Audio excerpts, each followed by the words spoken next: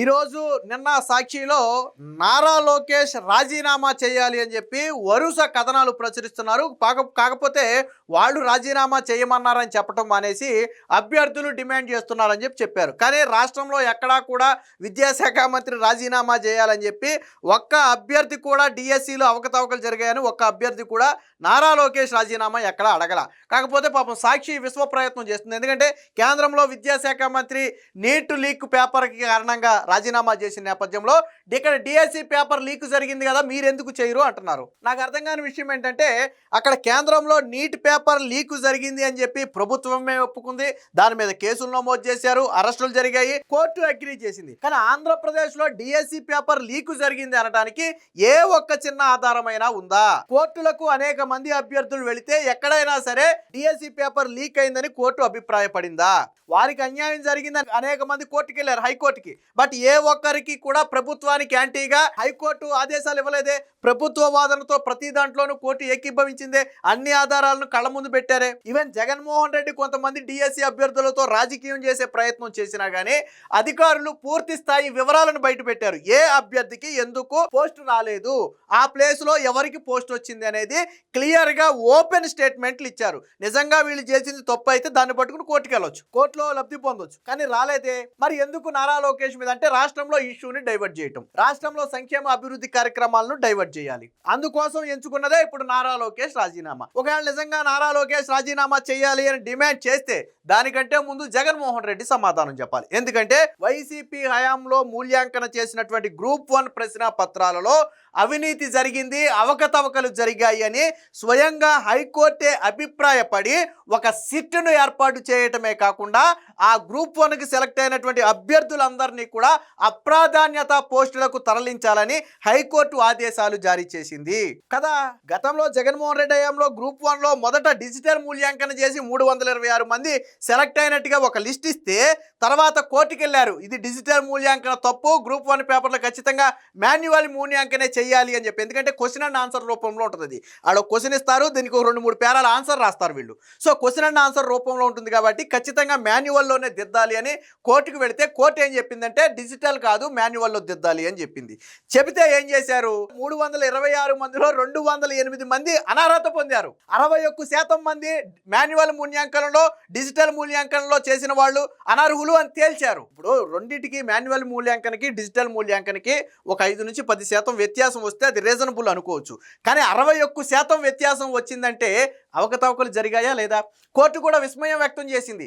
ఇదేంటి digital మూల్యాంకనకి manual మూల్యాంకనకి 61% వ్యత్యాసమా? దాదాపు 208 మంది అనర్హులయ్యారా మాన్యువల్ మూల్యాంకనంలో? ఒకవేళ నిజంగా డిజిటల్ మూల్యాంకన పరిగణలో తీసుకుని మీరు ఉద్యోగాలు ఇచ్చేస్తే వాళ్ళందరూ అనర్హులందరికీ ఉద్యోగం వచ్చినట్టే కదా. అంటే దీని వెనక ఏదో జరిగింది అని కోర్టు కూడా అభిప్రాయపడి కోర్టు అనుమానం వ్యక్తం చేసింది. మొదట కోర్టు కమిటీని ఏర్పాటు చేసింది. ఆ కమిటీ ఇచ్చిన నివేదిక ప్రకారం ఏమైంది, అవకతవకలు జరిగాయి అనటానికి పలు కారణాలు కనపడుతున్నాయి అని నివేదిక వస్తే వెంటనే కోర్టు ఏం చేసింది, దీని మీద సిట్ ఏర్పాటు చేసి ఒక ఐజీ స్థాయి అధికారితో విచారణ జరిపించాలని, రాష్ట్రం వెలుపల ఉన్నటువంటి ఫోరెన్సిక్ ల్యాబ్ సహాయం తీసుకోవాలంటే మన ఏపీలో కాకుండా మన బయట రాష్ట్రంలోని ఒక ఫోరెన్సిక్ ల్యాబ్ సహాయం తీసుకుని పేపర్లు అంటే చేతి రాతను క్షుణ్ణంగా పరిశీలించాలి, బార్కోడ్లు కరెక్ట్గా ఉన్నాయో లేదో చూడాలి, దిద్దివేతలు కొట్టివేతలు ఏమైనా ఉన్నాయా లాంటివన్నీ కూడా పరిశీలించాలని చెప్పి కోర్టు ఆదేశాలు ఇచ్చింది. మరి మీ హయాంలో అవకతవకలు గ్రూప్ 1లో అవకతవకలు జరిగాయని చెప్పి స్వయంగా కోర్టే అగ్రీ అయితే మీరు జగన్మోహన్ రెడ్డి రాజీనామా చేశాడా? ఆ రోజు జగన్మోహన్ రెడ్డి రాజీనామా చేశాడా? అసలు అవకతవకలు ఎందుకు జరిగాయి కూడా నేను చూపిస్తా. ముందు సాక్షిలో వచ్చిన వార్త ఏంటో ఒకసారి చూద్దాం. ఇది సాక్షిలో వచ్చిన వార్త. లోకేష్ మీరు రాజీనామా చేయరా, డిఎస్సి స్కామ్ కు మీరు బాధ్యత వహించాల్సిందే. ఎక్కడ జరిగింది స్కాము ఎక్కడ జరిగింది, ఇదిగో స్కాము అని గన ఆధారాలతో నిరూపిస్తే లేదా కోర్టు గన స్కామ్ జరిగిందని భావిస్తే ఎస్ లోకేష్ రాజీనామా చేయమని అడగటానికి అర్హత ఉంది. 250 కేసులు డిఎస్సి మీద వేస్తే ప్రతి కేసును కోర్టు కొట్టివేస్తే ఈరోజు వాళ్ళకి దాదాపుగా 16,300 మంది ఉద్యోగాల్లో చేరితే వాళ్ళ కుటుంబాల్లో ఆనందం నిండితే మీరు డిఎస్సి స్కామ్ జరిగిందని ఎలా అంటారు? ఎవరికైనా ఒకళ్ళిద్దరు అభ్యర్థికి అన్యాయం జరిగిందంటే అది అగ్రి. ఒకవేళ జరిగింది అంటే ఎస్ వాళ్ళ తరపున మీరు కోర్టుకు వెళ్ళండి. ఒక 5 మందికో 10 మందికో అన్యాయం జరిగింది, ఎస్ వాళ్ళ తరపున మీరు కోర్టుకు వెళ్ళి వీళ్ళకి అన్యాయం జరిగింది, వీళ్ళకి పోస్టింగ్ రావాలని అడగండి. కానీ ఉద్యోగం పొందిన వాళ్ళందరూ కూడా దొడ్డిదారిన స్కామ్ రూపంలో ఉద్యోగం పొందారు అంటే వాళ్ళని అవమానించటమే. ఈరోజు 16,300 మంది ఎవరైతే కష్టపడి చదివి ఉద్యోగాలు సాధించారో వాళ్ళని అవమానించడం అవుతుంది. మీరు స్కామ్ అన్నారు కదా, ఎక్కడ స్కాము? నీట్ స్కామ్ జరిగిందంటే ఎస్, గవర్నమెంట్ అగ్రీ చేసింది, దాని మీద కేసు నమోదు చేసి అరెస్టులు చేసింది. ఇక్కడ డిఎస్సిలో స్కామ్ జరిగింది అనడానికి ఏంటి ఆధారం? వీళ్ళు పెట్టే ఆధారాలు ఏంటో ఒకసారి చూడండి. ఇక్కడ సూటిగా నిలదీస్తున్న నిరుద్యోగ యువత అంట, ఎంటైర్ రాష్ట్రం మొత్తం మీద ఏ ఒక్క యువత అయినా సరే ఒక్కరు నారా లోకేష్ రాజీనామా చేయాలి అని అన్నారా? డిఎస్సి స్కామ్ జరిగింది, నారా లోకేష్ రాజీనామా చేయాలని ఏ ఒక్కరైనా అన్నారా? అనలేదు కదా. అంటే ఎవరు అంటున్నారు? సాక్షి అంటుంది, వైసీపీ నాయకులు అంటున్నారు. వైసీపీ ఎవరో తాడేపల్లిగూడెం నియోజకవర్గ ఇన్ఛార్జ్ రఘురాము ఆయన ఒకడు, అలాగే జక్కంపూడి ఆయన ఒకడు, పాపం లోకేష్ రాజీనామా చేయాలి, లోకేష్ రాజీనామా చేయాలని వాళ్ళ సోషల్ మీడియాలో చూశాను తప్ప ఏ నిరుద్యోగ యువత కూడా లేదా ఏ ఉద్యోగం పొందిన వ్యక్తి కూడా స్కామ్ జరిగిందని చెప్పలా. సో వీళ్ళు ఏం చెప్తున్నారు చూడండి. స్పోర్ట్స్ అభ్యర్థుల నియమాలకు తప్పనిసరిగా అర్హత పరీక్ష ఉండాలని 2012లో జారీ చేసిన జీవోని ఇక్కడ చూపించారు. కానీ మొన్న జరిగిన డిఎస్సి నోటిఫికేషన్కు అర్హత పరీక్ష ఎత్తివేస్తూ జీవో నెంబర్లో జారీ అని చెప్పి ఇచ్చారు. అంటే వీళ్ళు అనేది ఏంటంటే స్పోర్ట్స్ కోటాకి ఎందుకు ఎగ్జామ్ పెట్టలేదు అని వీళ్ళు అనేది. స్పోర్ట్స్ కోటా అనేది మెరిట్ ప్రకారం తీసుకునే ఒక క్రీడకు సంబంధించింది. అంటే ఫర్ ఎగ్జాంపుల్ మనం సైనా నెహ్వాల్కో సానియా మిర్జాకో లేకపోతే వీళ్ళందరికీ కొన్ని పదవులు ఇచ్చారు. పివి సింధుకి డిప్యూటీ కలెక్టర్ పదవి ఇచ్చారు. ఎగ్జామ్ పెట్టి ఇచ్చారా, స్పోర్ట్స్ మెరిట్ మీద ఇచ్చారా? ఎగ్జామ్ పెట్టి ఇచ్చారా, స్పోర్ట్స్ మెరిట్ మీద ఇచ్చారా? స్పోర్ట్స్ మెరిట్ మీదే కదా. యాజ్ ఇట్ ఈజ్గా ఇతర క్రీడాకారులు కూడా స్పోర్ట్స్ మెరిట్ మీదే ఆ ఉద్యోగం పొందాలి. వాళ్ళకి 3% రిజర్వేషన్, గతంలో 0.25 ఉండేది, దాన్ని చంద్రబాబు గారు గత ప్రభుత్వం ఉన్నప్పుడు 2% చేశారు, తర్వాత ఇప్పుడు దాన్ని 3%కి మార్చారు. సో ఇప్పుడు స్పోర్ట్స్ రిజర్వేషన్ 3% ఉంది. అంటే ప్రతి 100 పోస్టుల్లో 3 పోస్టులు క్రీడాకారులకు చెందిన పోస్టులే. సో ఆ క్రీడాకారుల పోస్టులను ఎలా భర్తీ చేస్తారు? నోటిఫికేషన్లో ఇచ్చారు. స్పోర్ట్స్ మెరిట్ ప్రకారం భర్తీ చేస్తారు. ఎగ్జామ్తో పని లేదు, ఎగ్జామ్ రాయాల్సిన అవసరం లేదు. వాళ్ళు ఎగ్జామ్ రాసి అందరిలాగా మార్కులు తెచ్చుకుంటే ఇంకా వాళ్ళ స్పోర్ట్స్ సర్టిఫికేట్ ఉపయోగం ఏంటి? స్పోర్ట్స్ సర్టిఫికేట్ ఉపయోగం ఏంటి? వాళ్ళకి 3% రిజర్వేషన్ ఉపయోగం ఏంటి? సో కాబట్టి అది జీవో ముందే ఇచ్చారు. సో ఇది లీగల్ గా జరిగింది, ఇందులో ఇల్లీగల్ ఏమీ జరగలా. స్పోర్ట్స్ మెరిట్ ప్రకారమే మేము పోస్టులు భర్తీ చేస్తామని జీవో ఇచ్చారు. ఎస్, అదే జీవో. దీనికి ఎందుకు రాద్ధాంతం చేశారు? దుర్గయ్య అనే వ్యక్తికి పోస్ట్ రాలేదన్నారు. ఏమని చెప్పాడు జగన్మోహన్ రెడ్డి? దుర్గయ్య అనే వ్యక్తి మెడల్ వచ్చిందని పెడితే వీళ్ళు రాలేదని చెప్పి అబద్ధాలు ఆడుతున్నారంటే అదే దుర్గయ్య కోర్టులో ఏం చెప్పాడు? నేను సర్టిఫికేట్ అప్లోడ్ చేసేటప్పుడు పొరపాటాను, నేషనల్ గేమ్స్ మెడల్ బదులు నేషనల్ ఛాంపియన్షిప్ నేను అప్లోడ్ చేశాను, పొరపాటు నాదే. కానీ నా దగ్గర ఒరిజినల్ సర్టిఫికేట్ ఉన్న నేపథ్యంలో నన్ను పరిగణలోకి తీసుకోవాలని రాష్ట్ర ప్రభుత్వాన్ని ఆదేశించండి అంటే ప్రభుత్వం తరపున వాదన ఏంటి? ఆ వ్యక్తి మేము రికార్డ్స్ మేము జీవోలోనే పెట్టాము, మీరు ఏ సర్టిఫికేట్ ఆన్లైన్లో అప్లోడ్ చేస్తారో ఆ సర్టిఫికేటే వ్యాలిడ్ అని మేము జీవోలో పెట్టాము. సో ఆయన పెట్టిన సర్టిఫికేట్ ప్రకారం అతనికి ఉద్యోగం రాదు, అంతకంటే ముందు వాళ్ళకు ఉద్యోగాలు మేము ఇచ్చేసాము అని రాష్ట్ర ప్రభుత్వం చెబితే అగ్రీ చేసింది కోర్టు. దుర్గయ్యకి స్పోర్ట్స్ కోటాలో ఎందుకు ఉద్యోగం రాలేదంటే ఎస్, ఆ వ్యక్తి ఎలిజిబుల్లే. ఎప్పుడు ఎలిజిబుల్? అతనికి నేషనల్ గేమ్స్లో గోల్డ్ మెడల్ ఉన్న సంగతి అప్లోడ్ చేస్తుంటే అప్పుడు ఎలిజిబుల్ అవుతాడు. సో దాన్ని మళ్ళీ స్పోర్ట్స్ కోటాలో అవకతవకలు ఏ ఒక్క దాంట్లోనూ ఆధారాలు. సో ఇది వైసీపీ చేస్తున్నటువంటి ఆరోపణ. ఇది కేవలం సాక్షిలో వచ్చేది మాత్రం, ఇంకెక్కడా రాదు. నేను జగన్మోహన్ రెడ్డి అయ్యాము ఒకసారి చూపిస్తా చూడండి. ఇది చూడండి. గ్రూప్ 1 మూల్యాంకనాలో అక్రమాలు, దీని వెనక రాజకీయ పెద్దల హస్తం ఉందని అభ్యర్థుల వాదన. బురద చల్లడం సరికాదన్న ఏపీపీఎస్సీ, కానీ ఇంటర్వ్యూలపై తగిన ఉత్తర్వులు ఇస్తామని హైకోర్టు ఆదేశం. అంటే అవకతవకలు జరిగాయని హైకోర్టుకు కూడా నమ్మకం ఉండి ఆ రోజు ఇంటర్వ్యూలు జరపాలా వద్దా అనేది మేము ఆదేశాలు ఇస్తామని చెప్పింది. బట్ తర్వాత 4 వారాల పాటు ఆ ఇంటర్వ్యూలు మొత్తాన్ని కూడా ఆపేయాలని చెప్పి కోర్టు ఆదేశాలు ఇచ్చింది. వైసీపీ ఏపీపీఎస్ అంటే పూర్తిగా విద్యావంతులతో నిండి ఉండాల్సినటువంటి సంస్థ, రాజకీయాలకు అతీతంగా ఉండాల్సినటువంటి సంస్థ. కానీ వైసీపీ ఏం చేసింది ఒకసారి చూడండి. వైసీపీ ఏం చేసింది? రాజకీయ కమిషన్గా మార్చింది. ఇది ఇప్పుడు కాదు, 2022 జూన్ 6న వచ్చినటువంటి వార్త. ఇది ఎలా మార్చింది? రాజకీయ కమిషన్గా మార్చింది. ఉద్యోగ నియామకాల్లో ఏపీపీఎస్సీ ఫెయిల్, యూపీఎస్సీతో పోల్చితే తీసికట్టు, అన్ని విషయాల్లో వైరుధ్యమే, కొలువులు నింపే వరకు కూడా అనుమానమేనని చెప్పి ఆ రోజే గ్రూప్ 1 ఎగ్జామ్ గురించి ఈ రోజు కోర్టు వ్యాఖ్యానించింది. కానీ ఆ రోజే వార్తలు వచ్చాయి. ఆ రోజే రాజకీయ కారణాలతో వీళ్ళ వైసీపీ పార్టీకి అనుకూలంగా ఉన్న వాళ్ళని, వైసీపీ పార్టీ నాయకులకు చెందిన వాళ్ళని ఏపీపీఎస్సీ సభ్యులుగా నియమించడం, వైసీపీకి అనుకూలంగా మా ఉండే వ్యక్తిని ఏపీపీఎస్సీ చైర్మన్గా నియమించడం, గౌతమ్ సవాంగ్ నియమించారు. ఆ తర్వాత జరిగినటువంటి వ్యవహారాలు. సో వైసీపీ హయాంలో ఇది రాజకీయ కమిషన్, ఏపీపీఎస్సీ కమిషన్ కాదు. ఇది వైసీపీలో చేసినటువంటి చేష్టలు. వీళ్ళు ఈరోజు అత్యంత సమర్థవంతంగా నిర్వహించినటువంటి డిఎస్సి గురించి వీళ్ళు మాట్లాడుతున్నారు. అప్పట్లో గ్రూప్ 1 అవకతవకల గురించి జాతీయ స్థాయిలో కూడా వార్తలు వచ్చాయి. మీకు తెలియని విషయం ఏంటంటే చంద్రబాబు గారు ఆ రోజుల్లోనే 2022లోనే అప్పుడు ముఖ్యమంత్రిగా ఉన్నటువంటి జగన్మోహన్ రెడ్డికి లేఖ రాశారు. గ్రూప్ 1లో విచారణ జరిపించాలి, గ్రూప్ 1లో అవకతవకలు జరిగాయని అభ్యర్థులు చేస్తున్నటువంటి ఆందోళనల్లో కొంత నిజం కనపడుతుంది అని చెప్పి చంద్రబాబు గారు ఆ రోజే లేఖ రాశారు. ఇది జాతీయ మీడియాలో వచ్చినటువంటి వార్త అప్పట్లో జగన్మోహన్ రెడ్డి భాగవతం గురించి.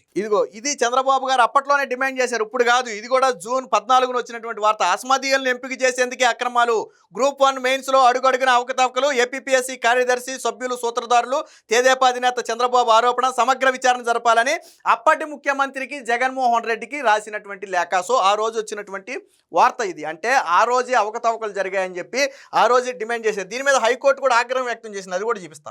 అప్పట్లో హైకోర్టు కూడా ఆగ్రహం వ్యక్తం చేసింది ఇప్పుడున్నటువంటి ప్రభుత్వ అధికారుల తీరు మీద. ఎందుకంటే ఇక్కడ చూడండి, కోర్టు ఆదేశాలు అమలు చేస్తారా, జైలుకి వెళ్తారా, మీరు పాటించకపోతే కింది స్థాయి అధికారులను గౌరవిస్తారు, అలాంటప్పుడు కోర్టులు మూసేస్తే సరిగదా అని చెప్పి సిఎస్ విజయానందపై అప్పట్లో చేసింది.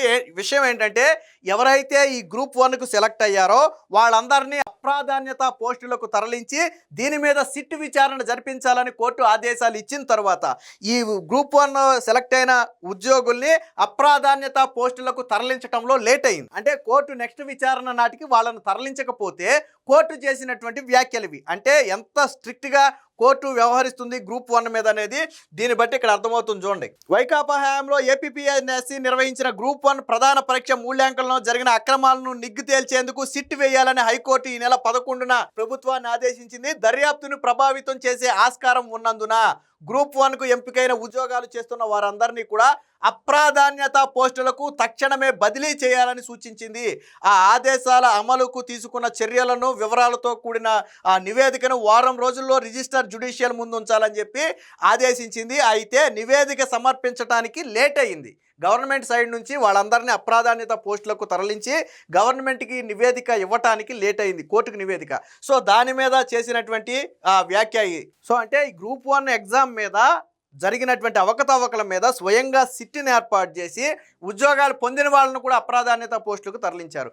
మరి వైసీపీ హయాంలో ఈ స్థాయిలో గ్రూప్ 1లో భారీ అవకతవకలు జరిగితే ఏ రోజైనా నోరు మెదిపారా వాళ్ళు? ఈరోజు డిఎస్సి అత్యంత సమర్థవంతంగా నిర్వహించారు. కోర్టుకు వెళితే ఎవరు అగ్రీ చేయలేదు, ఏ అభ్యర్థి కూడా. ఈరోజు గ్రూప్ 1 అవకతవకలు జరిగాయని ఎవరు వెళ్ళారు కోర్టుకి? అభ్యర్థులు వెళ్ళారు. అభ్యర్థులు వెళితే అభ్యర్థుల వాదనతో ఏకీభవించి ఈరోజు సిట్ ఏర్పాటు చేశారు. మరి జగన్మోహన్ రెడ్డి కూడా మన కోర్టుకి వెళ్ళాడు కదా, వాళ్ళ నేత పర్వత్ రెడ్డి, చంద్రశేఖర్ రెడ్డి ఎమ్మెల్సీ చేత కోర్టులో పిటిషన్ వేయిస్తే దీని మీద సిబిఐ విచారణ జరపాలని కోర్టు ఆషామాషిగా ఉందా, తమాషాగా పిటిషన్లు దాఖలు చేస్తున్నారని హెచ్చరికలు జారీ చేస్తే కోర్టుకి క్షమాపణ చెప్పి హైకోర్టు చీఫ్ జస్టిస్ ఉన్నటువంటి ధర్మాసనానికి బహిరంగ క్షమాపణ చెప్పి వాళ్ళ పిటిషన్ వెనక్కి తీసుకున్నారు. అవునా కాదా? మీరు కోర్టుకి వెళ్తే ఏమంది కోర్టు? తమాషాగా ఉందా? మీరు పిటిషన్ కనీసం ఒక ప్రాపర్గా కూడా పిటిషన్ దాఖలు చేయలేదు, మీరు టైం వేస్ట్ చేయాలనుకుంటున్నారని చెప్పి కోర్టు వ్యాఖ్యానిస్తే క్షమాపణ చెప్పి వెనక్కి తీసుకున్నారు పిటిషన్ని. ఇది కదా మీ చరిత్ర. మరి మీరు ఎలా నారా లోకేష్ని రాజీనామా చేయాలని అడుగుతున్నారు? రాష్ట్రంలో సమర్థవంతంగా నిర్వహించిన ఎగ్జామ్. అంటే వీళ్ళు ఏమనుకుంటున్నారంటే సాక్షిలో లీకు అని రాస్తే లీక్ అయిపోయింది అనుకుంటున్నారు, సాక్షిలో లీకు అని దాని మీద డిబేట్లు పెడితే అది లీక్ అనుకుంటున్నారు. జగన్మోహన్ రెడ్డి దగ్గరికి ఎంతమంది అభ్యర్థులు వచ్చారు? డిఎస్సి అభ్యర్థులు ఒక 15 మందో 20 మందో వచ్చి ఉంటారు కదా. తీసింది 16,300 పోస్టులు. నీ దగ్గరికి నాకు అన్యాయం జరిగిందని వచ్చింది ఒక 15-20 మంది. నువ్వు ఏ ఒక్కరి తరపునైనా కోర్టుకు వెళ్ళావా? ఫలానా అభ్యర్థికి అన్యాయం జరిగిందని ఏ ఒక్కరి తరపునైనా నువ్వు కోర్టుకు వెళ్ళావా?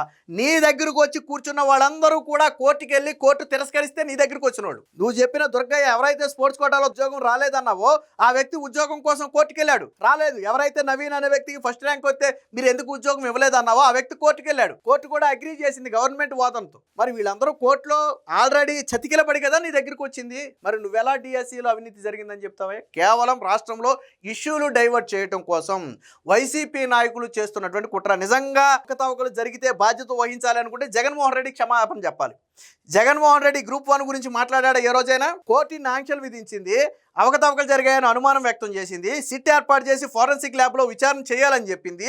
జగన్ నోరు తెరిచాడా? నా హయాంలో జరిగింది ఇది, నేను బాధపడుతున్నానని చెప్పి నేను బాధ్యత వహిస్తానని జగన్ చెప్పాడా? నైతిక బాధ్యత వహిస్తానని చెప్పాడా? అధికారంలో లేకపోవచ్చు, చెప్పాడా? ఏ రోజైనా నోరు మీద పేడ గ్రూప్ 1 గురించి మరి ఈ రోజు నారా లోకేష్ని ఎలా అడుగుతారు? సో వైసీపీ విధానాలు చూడండి, వీళ్ళ హయాంలో జరిగినవన్నీ అవకతవకలు. కోర్టే అగ్రీ చేసింది. అలాంటిది వీళ్ళు ఎవరితో దిద్దిచ్చారు గ్రూప్ 1 పేపర్లు? మన విస్తుపోయే నిజాలు బయటకు వచ్చాయి. వాచ్మెన్లతోనూ ఆయాలతోనూ లేకపోతే పని మనుషులతో దిద్దిచ్చారు గ్రూప్ 1 పేపర్లు. గ్రూప్ 1 పేపర్లు ఎక్కడ దిద్దారు? హాయిలాండ్లో దిద్దారు. హాయిలాండ్కి పేపర్లు ఎందుకు వెళ్ళి అని అడిగితే ఈ రోజుకి సమాధానం లేదు. ఎవరు పంపమన్నారంటే ఈ రోజుకి సమాధానం లేదు. హాయిలాండ్కి పేపర్లు పంపి వీళ్ళ పని మనుషుల చేత దిద్దిచ్చేసి పేపర్ దిద్దిన తర్వాత దిద్దిన వ్యక్తి పేరు, అతని డిజిగ్నేషన్ రాయాలి. వీళ్ళు రాసిన అడ్రస్లు పట్టుకుని వెళ్తే పని మనుషులు ఆయాలు బయటపడ్డారు. నువ్వేం చేస్తావమ్మా అంటే నేను 4 ఏళ్లలో పనిచేస్తా. నువ్వేం చేస్తావంటే నేను వెల్డర్గా పనిచేస్తాను. నువ్వేం చేస్తావంటే నేను వాచ్మెన్గా పనిచేస్తా. వాళ్ళ పేర్లు ఉన్నాయి వెనకమాల. వాళ్ళ పేర్లు ఉన్నాయి. వాళ్ళు ప్రొఫెసర్లు కాదు, చదువుకున్న వాళ్ళు కాదు, వాళ్ళ పేర్లు ఉన్నాయి వెనకమాల. అందుకే సిట్ ఏర్పాటు చేసింది దీని మీద. ఎంత దారుణమో చూడండి. ఈ డిజిటల్ మూల్యాంకనం జరిగినప్పుడు కోర్టు ఏమందంటే ఈ డిజిటల్ మూల్యాంకనం ఎవరు చేశారని కోర్టు అడిగితే ఆ వివరాలు గోప్యం, దిద్దిన వాళ్ళ పేర్లు మేము చెప్పకూడదు అని చెప్పి కోర్టుకి నివేదించింది ఏపీపీఎస్సీ. సరే, ఓకే, రైట్, బాగుంది. తర్వాత ఏం చేశారు? మాన్యువల్లో దిద్దింది ఎవరైనా అడిగితే వాళ్ళ పేర్లు, ఫోన్ నెంబర్లు కూడా ఇచ్చేశారు. అదేంటి? డిజిటల్ మూల్యాంకనంలో దిద్దిన వాళ్ళ పేరు సీక్రెట్గా ఉంచడం ఏంటి, మాన్యువల్లో దిద్దిన వాళ్ళ పేర్లు బయట పెట్టడం ఏంటి? అంటే డిజిటల్ మూల్యాంకనంలో దిద్దింది వైసీపీ వాళ్ళు, అందుకని వాళ్ళ పేర్లు, ఫోన్ నెంబర్లు బయట పెట్టలేదు. ఇది నేను చెప్తుందో కాదు, కోర్టు అనుమానం. అది అందుకనే సిట్ ఏర్పాటు చేసింది.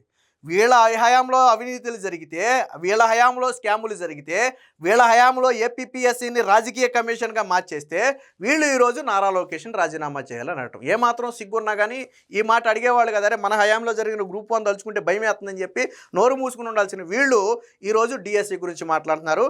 కేవలం రాష్ట్రంలో ఇతర అంశాలను డైవర్ట్ చేయడం కోసమే వైసీపీ ఈ టాపిక్ ఎత్తుకుంది.